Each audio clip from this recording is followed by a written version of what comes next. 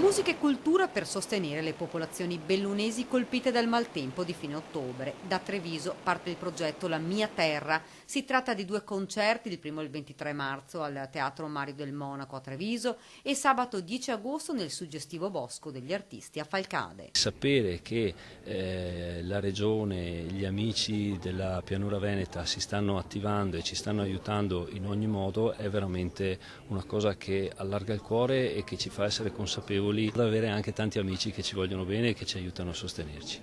Raccontare attraverso la musica la tragedia che ha colpito le montagne venete. Il progetto, ideato dal maestro Diego Basso, porterà sul palcoscenico 54 elementi dell'Orchestra Ritmico-Sinfonica Italiana e 50 giovani coristi dell'Accademia di Castelfranco. Partiremo dalla musica lirica sinfonica per poi passare alle colonne sonore dal maestro Morricone al maestro Piovani a Francesco Sartori, per arrivare alla fine al pop rock che io poi ho trascritto in forma sinfonica, perché noi andremo lì qui in teatro ma poi in montagna con l'assoluto rispetto del volume del suono. Cercheremo di essere così in armonia assoluta con la natura e col posto dove andremo a suonare. Intanto nelle montagne bellunesi si lavora giorno dopo giorno. Per quest'inverno le promesse sono state mantenute e i turisti hanno potuto godere le vacanze con piste da sci aperte ed ora la neve che ha reso il paesaggio meraviglioso. Noi dobbiamo riuscire a ridare entro l'estate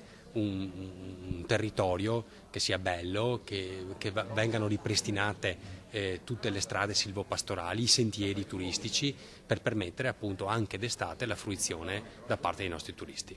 Mi fa veramente piacere che parta dalla nostra città, dice il sindaco Mario Conte, un progetto che porterà la cultura sia a Treviso che nel cuore del disastro. Noi non ci dimentichiamo quello che è successo e vogliamo aiutare a far ripartire le popolazioni bellunesi. Gli appuntamenti dunque il 23 marzo al teatro alle 21 e a Falcade il 10 agosto alle 11:30.